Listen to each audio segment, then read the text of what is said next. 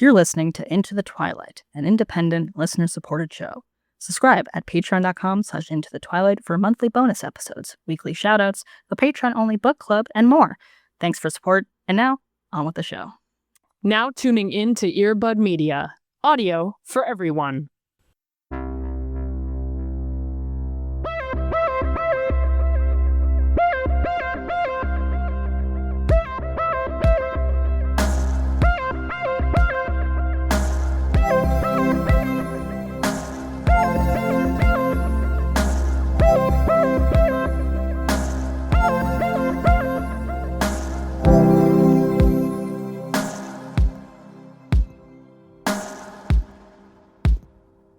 It is Monday, my dudes. Yes. We're here. Let's go. How are you doing? I'm here, I'm living, I'm laughing, and loving. Oh, all of them. Oh, You got it all. It's a rare trifecta. You got the triple threat. Yeah, today. it's hard to get the hat trick, but when you do got to acknowledge it, you know? Yeah. I'm bringing a show to the space. Surprise, surprise. Yes. Because, as you guys know, I've been on a Survivor kick, and I'm not talking about Survivor, but I am talking about a show that is spiritually trying to be Survivor. It looks a little bit like Survivor. For sure. It's like to be original Survivor, you know what I mean? But no, this is a Netflix joint called Outlast the Jungle, which I guess Outlast has been a show on Netflix. I had not heard of it before. Yeah, I've never heard of this. But I guess they had a spinoff, and it's this one called The Jungle. It is definitely trying to just do Survivor's whole thing, but it has very key differences that make it interesting. Okay. There's no host at all. So they just have like 16 people, strangers, on an island.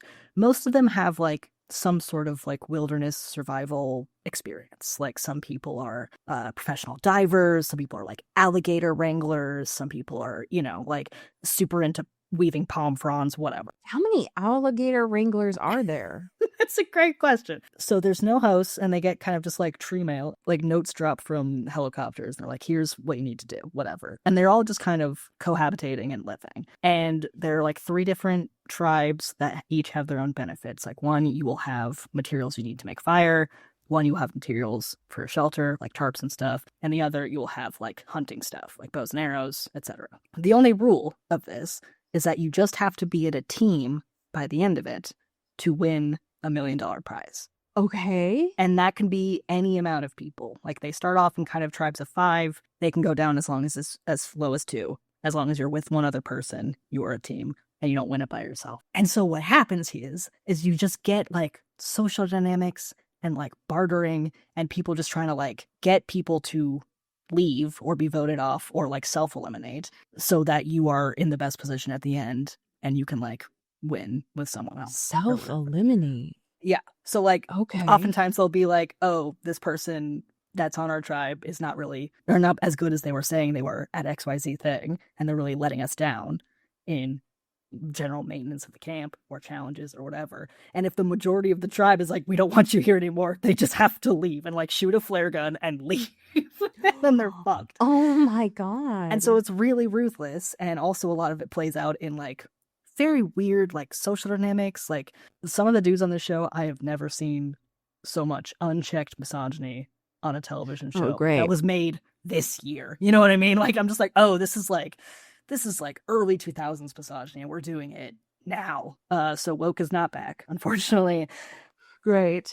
It is really interesting because you're just seeing like there's kind of a no rules situation, which means people can kind of do whatever they want. They can lie to people, they can try to steal things from other tribes, like whatever, to get themselves in the best positioning, or they can make deals, etc. But it is just kind of dependent on if people want to play ball with you in that way. Damn.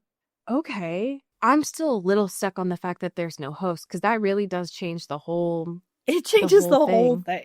Yeah, it's really just guided on their own sort of vibes. Like, you know, every once in a while there'll be like notes of being like, oh, you have to do this challenge. But that's about it. There's not like a lot of changing of the game that is from a production standpoint. It is more like, how does this naturally unfold? Interesting. With a little bit of pushing, you see some real depravity when people are unchecked in that regard. that makes it a little bit more like the in-between of Alone, because they do have skills. It sounds Right. like these people. Yeah. But then you do have the social aspect of Survivor. Okay. Mhm. I'm intrigued. Yeah. It is interesting. All right. Well, unfortunately, that does sound intriguing. I can't say that I'm surprised that Netflix has made something where it's just like, go be misogynist out where the trees can hear you. Y'all have fun out there, kids, I guess. Just whatever. No recourse, no repercussions. Y'all sound sick and twisted. Here's a flare gun. Like, what the fuck? Mm-hmm. In about 6 months or whatever, when I get Netflix next, I can't wait to tell you my thoughts on it. All right. Unfortunately, that does sound interesting. Yeah. Netflix, you piece of shit. Sometimes you do make interesting stuff. Yeah. How are you doing, my dude? I'm all right. I'm happy to report that the local school nearby me is officially out on summer. So Cute. all of my neighborhood is filled with kids joyfully screaming and riding bikes. And Hell it's the yeah. best sound that I've ever heard. Yeah. It's a favorite time of year where the neighborhood is filled with good sounds again, which I love. I'm bringing something that I can't believe I've never watched before, which is Last Meals. You've never watched a single one of these? I gotta go. My mom says I have to go. I'm just not even in a judgmental way. It just feels like it is your shit to a T, and I'm just surprised. So that's the thing. I didn't realize. Right. I didn't know what I didn't know. Sure. That's fair. Yeah. I didn't. So my happy thing is Last Meals. Great. I love that for I don't know why I had never seen this before. I think I've seen clips. I know that I had definitely seen clips of Kale Parents before. Sure. But I don't know why I had made an assumption of like, here's the thing. I thought it was just going to all be food sounds. And I was like, well, that's definitely not going to happen. Sure. Yeah. That I can't. TikTok has tried to feed me like mukbangs before, and I can't do that. Yeah. I'd rather go sit in the street. And it's not that. Right. It's actually all about good interview questions and talking about death, which is actually my thing. And I do like that. I do love really good interview questions. And so I was wrong. Hey, this is my apology video. Hey YouTube. I made a judgment incorrectly. Sure. I was wrong because this interview format is very good. Yeah. It's great. Yeah, it's great. Okay. And I know everyone knows that because it's really popular. I love too that like he immediately disarms whoever guess he has from the jump, and he was like, here's all those like the most specific niche fact about you that I compiled through like just laborious research, and immediately puts them in a weird space of like, this is the conversation, and it's great. It's a great start. You know? I do, and I greatly appreciate that. I think that the amount of research and time into it is, I love the amount of care that's done. I've watched a couple this week and I had them on in the background while I was working. I think that the idea of it is very beautiful. Something that I've really appreciated while watching them is seeing how many people's last meals are not fancy, but are actually pretty... saying basic isn't the word I'm trying to go for, but instead are just like as like homey as possible. And I think that is beautiful. I love the stories that people are telling. I like how invasive complimentary Josh is. Yes. He's well researched, I guess. There was one, I think I was watching Matt Mercer's, where he got a video from one of Matt's childhood teachers, and I was so emotional about it because like Matt was just talking organically about like this teacher that he really liked that was really influential in his career, and Josh was like, so that's really interesting you brought that up, roll the tape. And Matt was like, how the fuck did you track this person down? That's so good. And I think that it's a really interesting way to talk about death, which we do a lot on this show, and I have gotten a lot more comfortable with as someone who grew up not knowing or being talking about it at all. Right. Yeah. And naturally is something that I start to think more about now and I'm less afraid of. And I think that it's a beautiful format and they're doing a great job. So I know everyone knows that. And I'm the last person on the world to know. But good job to Josh. And I think it's beautiful. Yeah. And now you have so many to I go do. through, I have a lot that's to catch beautiful, up on. you know? I've just been I've been like a two-handed. I've been swooping between those and the one that you recommended last week. Sure. The room readers. And it's been great. I've been getting fed this week while I've been working. It's been all my favorite things at once. Hell yeah. I love that. So it's great. It's all the good things. Speaking of good things, we have no news this week except for one thing. And it's really important. It's so important. It's so important. And it's coming up fairly soon. So if you want to go watch this or attend it in person, please do. Because the art for this is great. This is happening on Wednesday, July 1st. So if you live in LA, which a couple of our friends do, please go and attend this from 8 p.m. to 10 p.m. It is, of course, a staged reading of the Twilight script for charity. And the event is titled I Know What You Are, a trans Twilight live read. Perfect. No notes. It's 100%. So good. I'm seated. Same. I'm so excited about it. The group that is doing this looks so good. I found out about it because I saw it on Twitter and I shared it with you. But of course, Alex Donsha that we've seen on Dropout is going to be there. And so I'm going to be streaming it because they're doing it in person and also streaming it. And it's $20. And I'll give $20 to charity anytime. For sure. But this is so great. I love the concept of it. And it looks like it's going to be a ball. It's perfect. Everything about this is wonderful. And I think the themes and the performances will translate in beautiful ways. I think that's exciting. Yeah. And not only is it's a great group of people, it's a great concept. Yeah. And it's a fundraiser for trans stories. Yeah. Which is according to their bio here, it's a nonprofit where they do free and sliding scale classes for in LA specifically for the performing arts, which is dope. So hell yeah, I'll give $20. Yeah. $20. Yeah. And for promotional opportunities that are made in Canva, and I know that background because we've used that background before for Twilight stuff. Absolutely, I'm gonna do it. Are you kidding? Yeah. Easy money. Yes, I'm very excited. And there's been no other things because everyone's talking about the World Cup right now.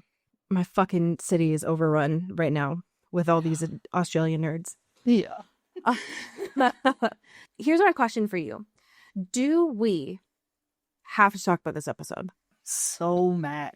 I've been having ups and downs, but I thought we were in a groove of we're having fun, we're being silly, we're like, we're just doing whatever. And like, even if it's not very good, it's like not bad in a way that makes me feel bad. And folks, we are in bad territory so severely.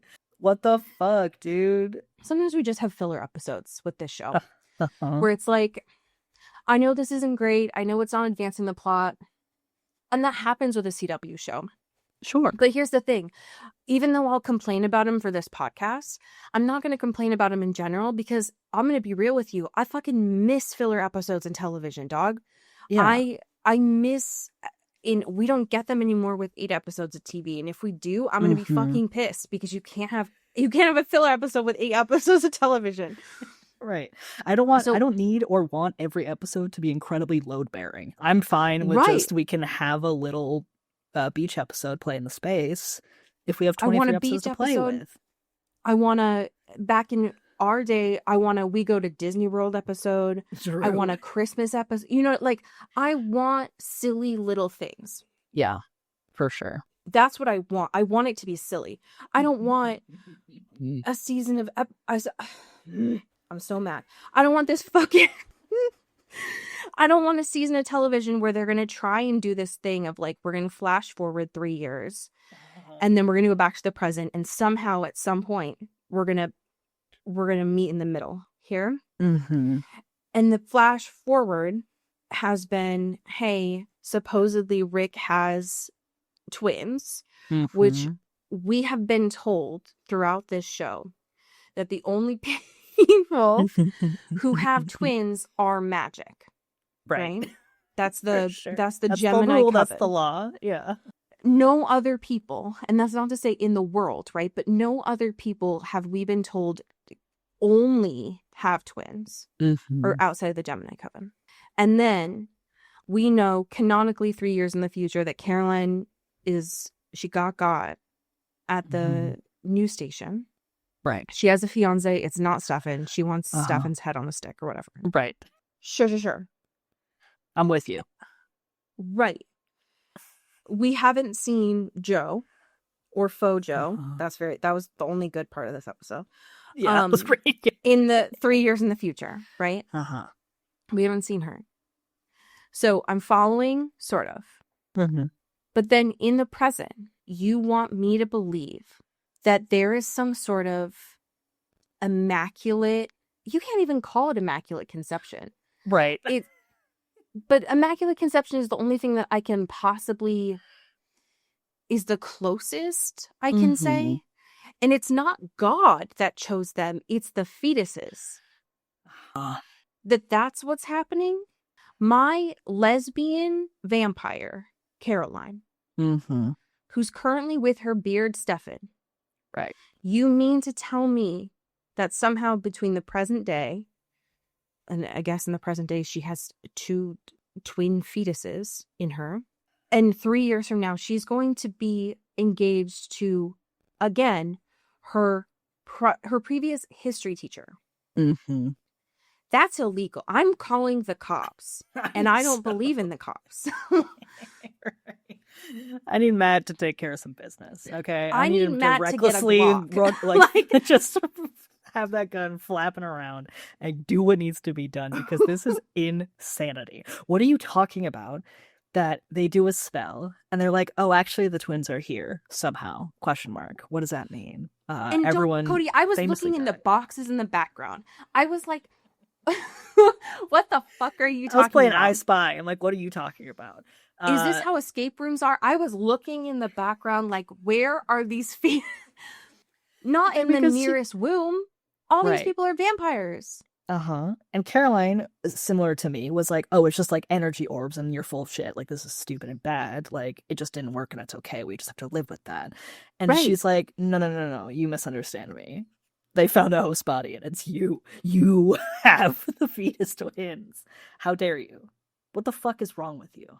The only human in that room, Cody, was Rick. So go Mpreg, writers. Don't piss me off. We could have gone Mpreg and that would have been far more interesting. I'd be down. Seahorse. Why not? Let's go crazy. If it's possible. You mean to we're living in a world where vampires exist. Vampires in this universe have to sleep. Right. But vampires in every canonical version that we have read and watched and listened to cannot have children. Even though Stefan says at the end of this that he wants his biggest regret would be if he doesn't have children. You're in timeout. Don't fucking piss me off. Not today. I can't deal with this today. I'll deal with you tomorrow. I truly cannot right now. I'm hitting snooze on you. I truly cannot deal with your bullshit right now. He's having fucking fixed dreams and being like, what would happen if my 11-year-old son wanted to learn stuff? It's like, I actually cannot do this. So I need you to stop. Name Jacob. I truly, don't piss me off right now. I'm at my limit. What do you mean? Every canonical version of vampires, which again, Twilight exists in this universe. Damon read it in one of the first episodes of season 1. Vampires cannot birth children. The whole thing is that their bodies stop. So why would witch fetuses choose a vampire womb? if a womb even still exists. Like, I don't get it. The only human in that room is Rick, and also is canonically their father. Right. For sure. So why would they choose the wedding planner? Is she capable? Does she have all of her shit together? Does she have more of her shit together than Rick? Yeah. Mm-hmm. Do I get it from a fetus perspective of like, this is the most capable person in the room? Yeah, I do. But that's not family. That's not blood. Mm-hmm. What do you mean?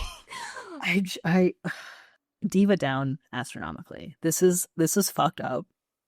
You're gonna tie this bad bitch to Rick? To Rick, and make her give birth to twins. Can vampires even give birth? I'm so pissed off. I'm so furious. mad. I don't.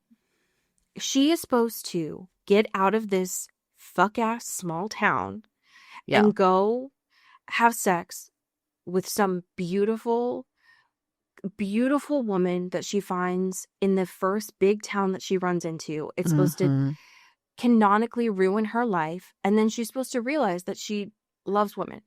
Right. Because that's a canon event that happens. Absolutely. For Caroline. And you're robbing her of that. By making her, she hasn't even had sex with him.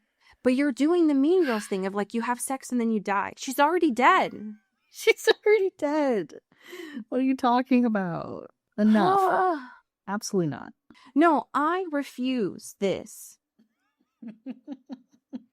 I rebuke it. I refuse it. This is not #not my Caroline. This is not how this is gonna go. I cannot believe this. If the next episode starts off with Caroline throwing herself off a building or chopping her own head off, I'm going to be sad for the character, but I'm not going to blame her. Because I would support it. Yeah, for sure. Because what do you mean that this is not the fate string that her mom wished for her?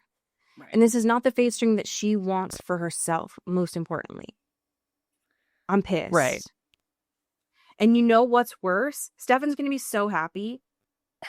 He just said 5 minutes ago, he's like, I want kids. Yeah.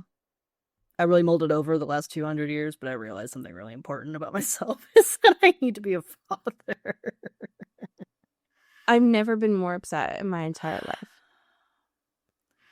Can they do the spell again? Can it hop, skip, and a jump to someone else? Can it just be, I don't know, another wayward woman who maybe wants to be a mom, and then Rick can weirdly fall in love with her or whatever? This is fun. No, actually, that's a great question. Can Caroline say double it to the next person and give someone like quadruplets?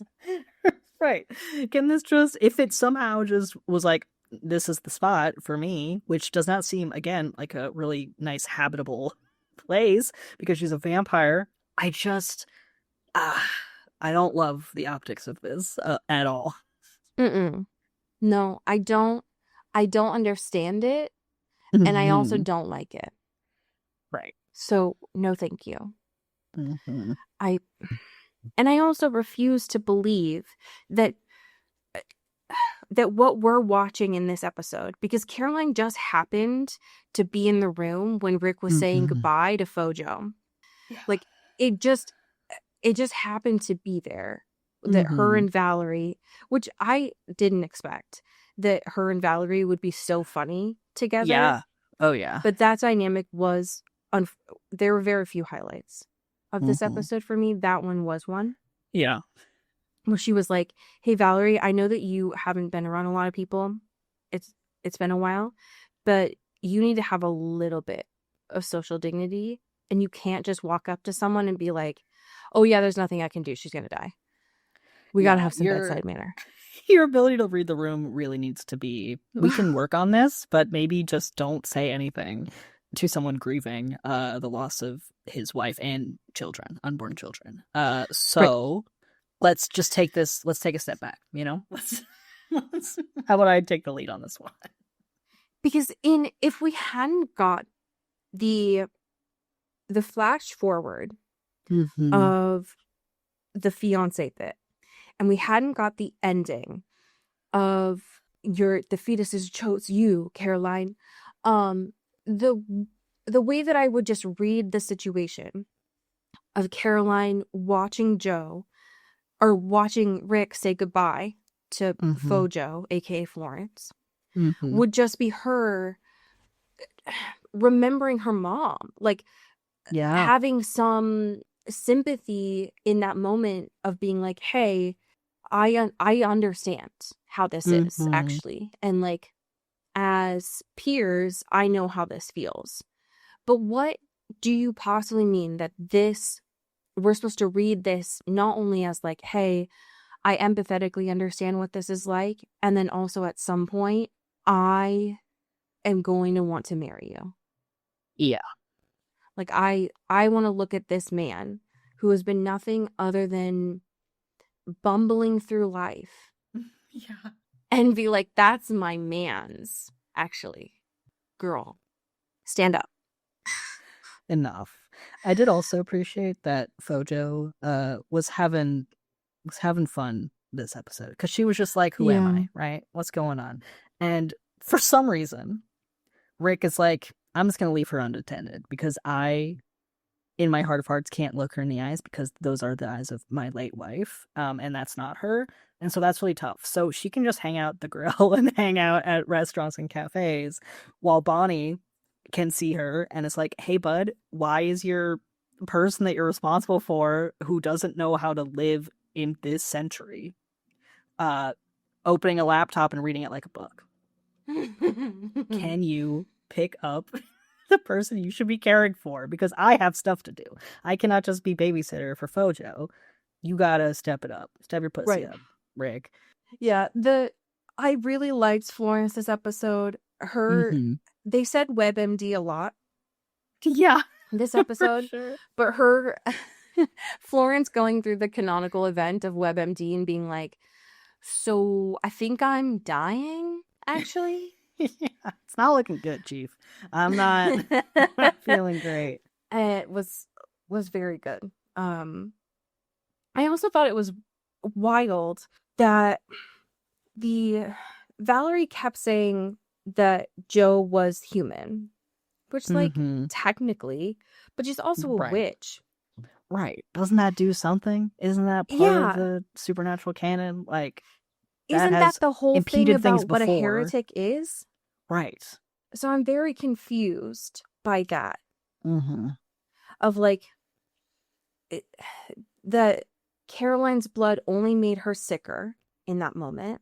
Yeah.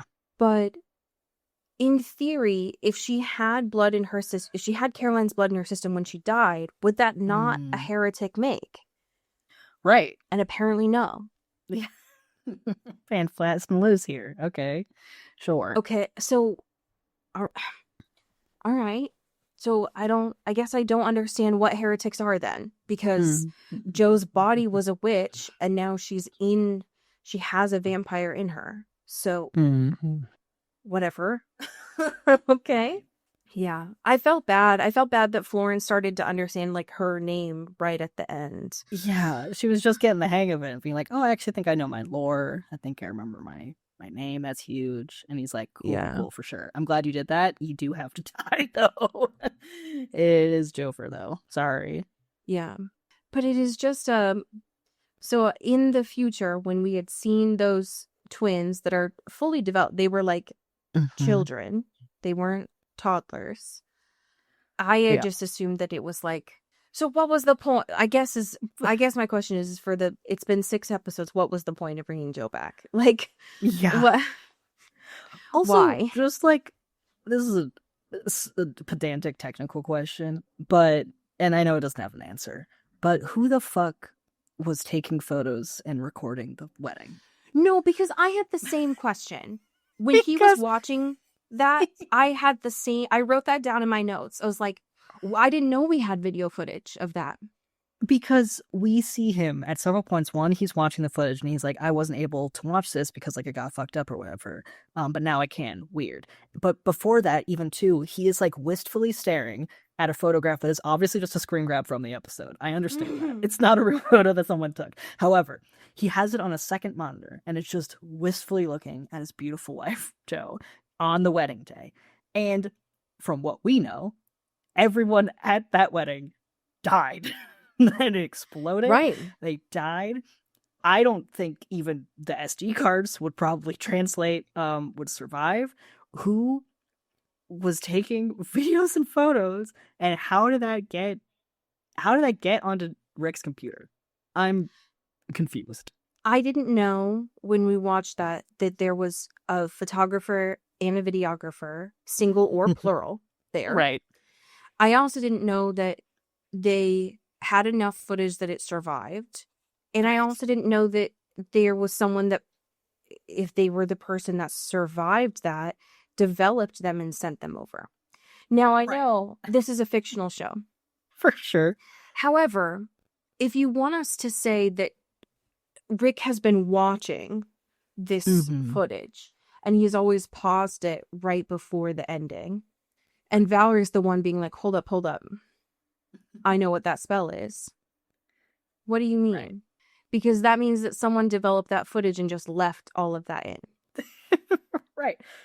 And also, presumably, the rest of that footage has the murder and death of everyone around them. And it's like, who stopped recording? Like, who pressed the button to be like, okay, and that's over. And also, I'm going to save this camera and whatever is on it and make sure it gets to my man Rick. Who did that? Right, and didn't send it to the fucking FBI? I don't know. Like, right. I have questions. Logistically, how did this happen? I'm glad he has like memories or whatever of it and like it is sustained, but also how did that happen? I don't know. And we're never going to find out because they just want us to assume that like it got solved. But I have a couple of logistical questions that I would like to be answered there.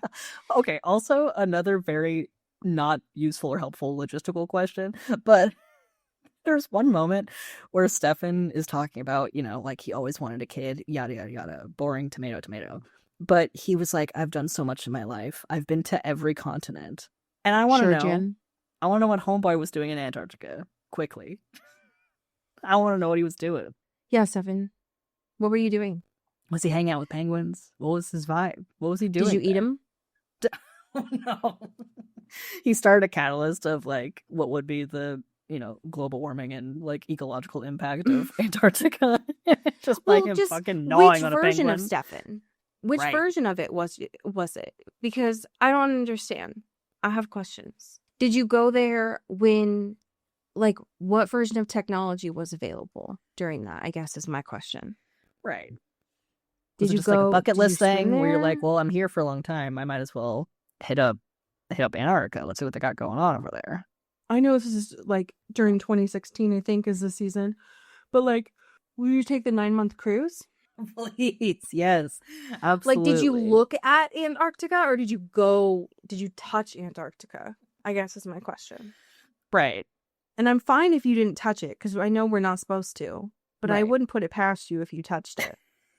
Just start pissing all over it. Just like God Calvin damn it. Hobbes. Just hits Antarctica and it's like... Just doing No a lot of respect. ecological damage there. God.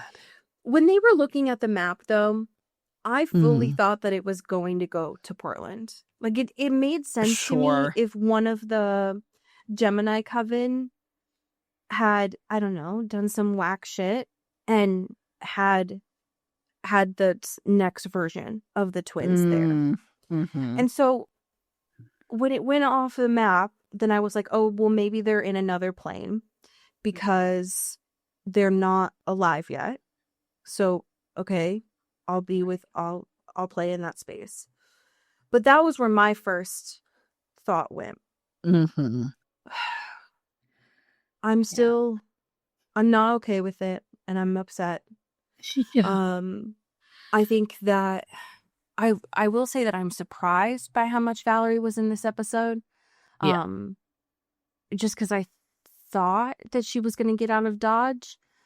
Right. The least surprising thing to me, though, was this is the second time, I think, that we've seen Lily just absolutely cut off a family member.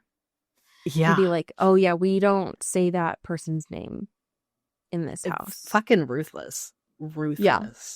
Also, if I were Lily, I would be a little embarrassed that I spent all of my time and emotional energy and cut off real members of my family, in addition to your newfound family, to bring back a guy from the dead who turns out immediately gets the ick from you and does not fuck with you even a little bit.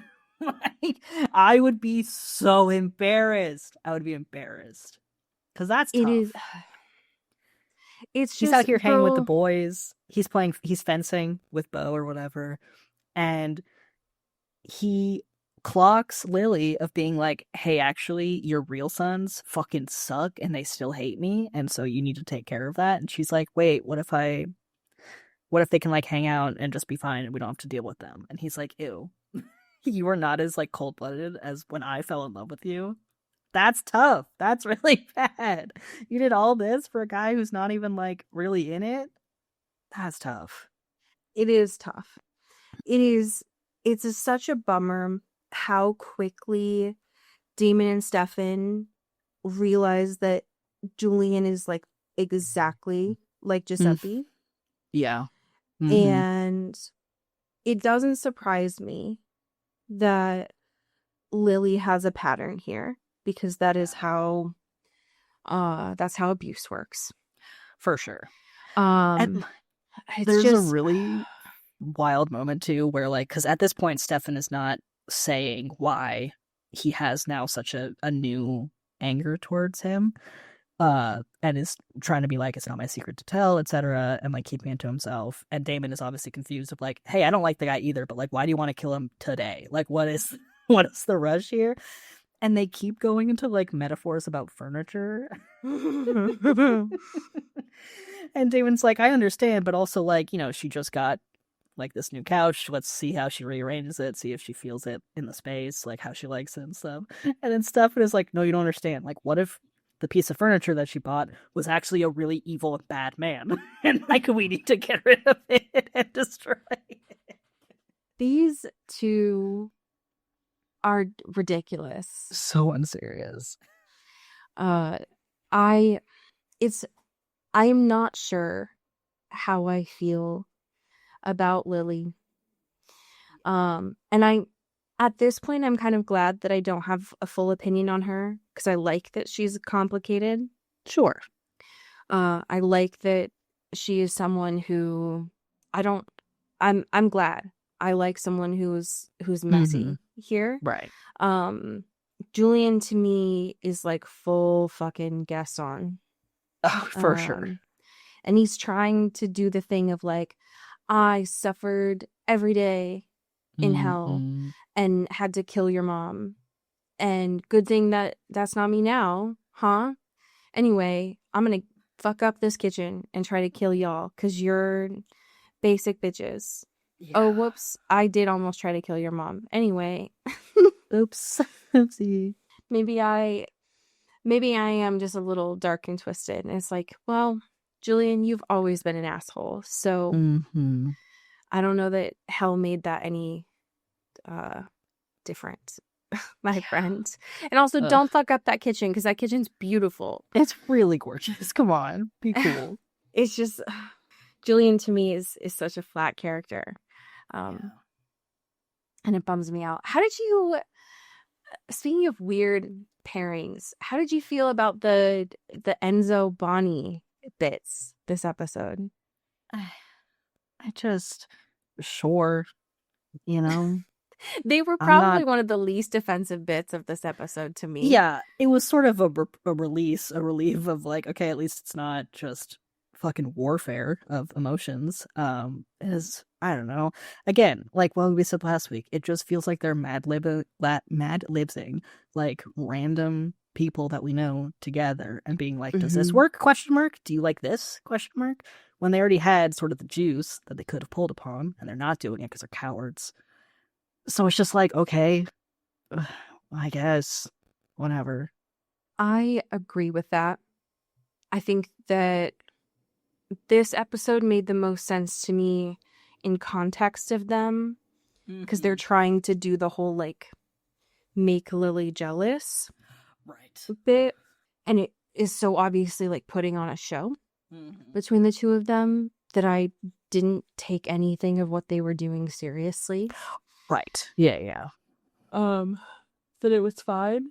I Still think it's very funny that Damon and Stefan are staying at the Lockwoods, and it's bringing out so much like bro energy between the two of them that when the only way that Damon gets Stefan to finally say what's going on is he like throws him into a table. Yeah. Which is aggressively like Tyler Lockwood energy. Oh my God. Yeah. It's just it's very funny to me. I'm not surprised, but I wasn't happy with the way that Valerie started this episode, being like, oh, I'm surprised that Stefan didn't tell you about what's going on. Oh I told my him not God. to tell anyone, but I didn't think that would apply to you. Anyway. And anyway, you guys can figure that out yourselves. Anyway, y'all can get he can tell you at some point. That's later. not my man anymore, so y'all have fun with that. I don't have to deal with the repercussions. The part that was the weirdest to me, I mean, I'm glad that the whole like Mary Louise thing got figured out. Yeah. Because I'm tired of those two beefing. Mary Louise needs to Julian's a piece of shit, but I'm glad that he did remind Mary Louise that she is a bad bitch. The IB thing really threw me for a loop. Yeah, it came out of left field and it freaked me out. Yeah. Because like what do you... Because that dude at the party was like kept asking Vonnie where the high school is, and she's like, do I look like a high schooler to you? Right. You can only ask this question a certain amount of times before you start sounding like a creep. So maybe we could just back down that line of questioning. Like, you not only sound like a creep, but you sound like an NPC. It's just like, how many... Do you have more lines of dialogue loaded up? And I was glad that she looked at Matt and was like, we gotta follow this dude, right? Right. Something's weird that's going on here. But it's just weird that they all have IV bags and are just chilling. Yeah. Hey, and why not, I guess. We don't know what's going on there. And so I don't know, man. I'm freaking out. I don't know what's going on. I don't like it. It's stressing me out. Just I assume that it's, given that they're hooked up to what looked like just saline, they're just acting like, I don't know, they're just like human feeders, and that I assume it's just like the heretics that are in the house just didn't want to feed off like the hospital blood anymore, and they wanted like real stuff, but I don't know. It's freaking me out. But I am nervous about next week because it looks, it's called Mommy Dearest, which fucking hate that. Absolutely not. And then it looks like Julian and Enzo are duped. Like they're having some beef. I am looking at the trivia on the Vampire Diaries wiki right now. Yeah. And it is saying something that's making me a little bit less mad at the writers, which is that this pregnancy, this immaculate conception, supposedly was done for Candace King's real life pregnancy during the show.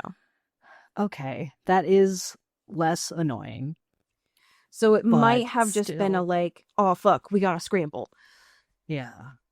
Which makes whatever more sense happened of, to like, just holding a laundry basket in every scene that you're in, and just rather than having the integrity of your character compromised so severely. We used to have workarounds. We used to have other ways. Yeah, I mean that's what happened. That's how they did it in the pit.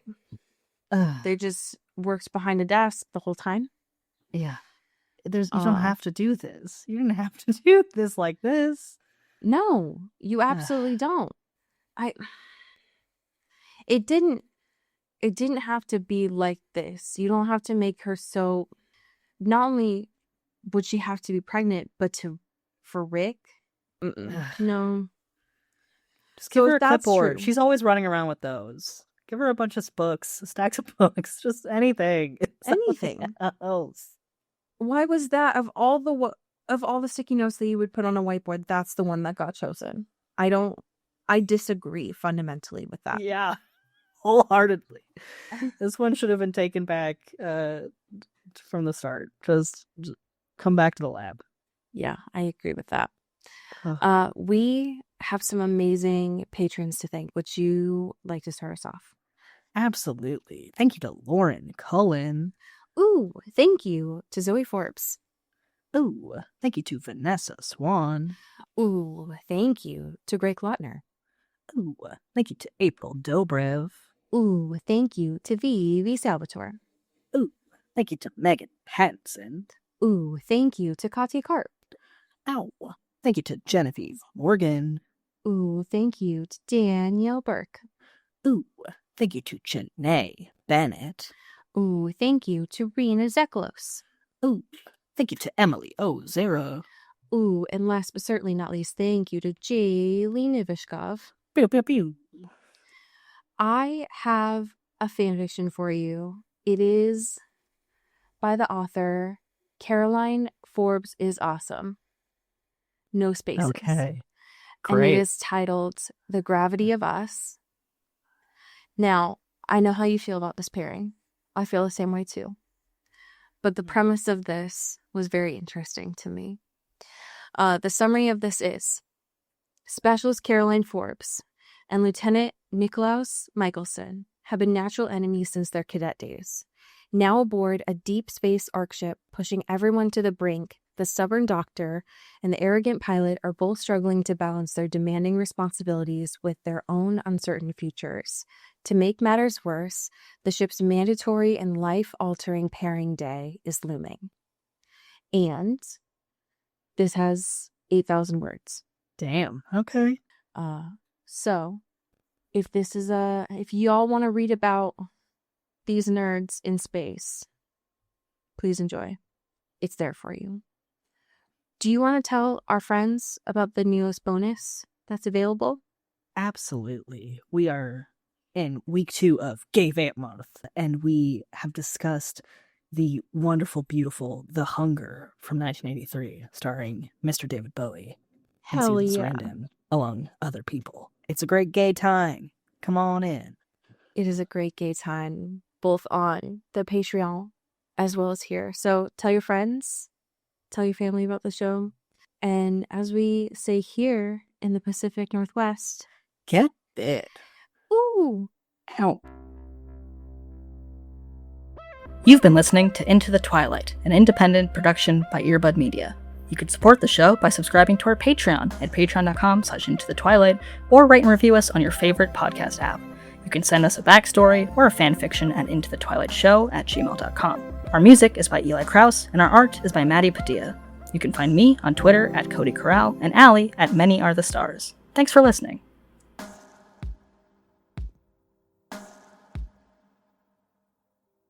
You've been listening to Earbud Media Production. Earbud Media, audio for everyone.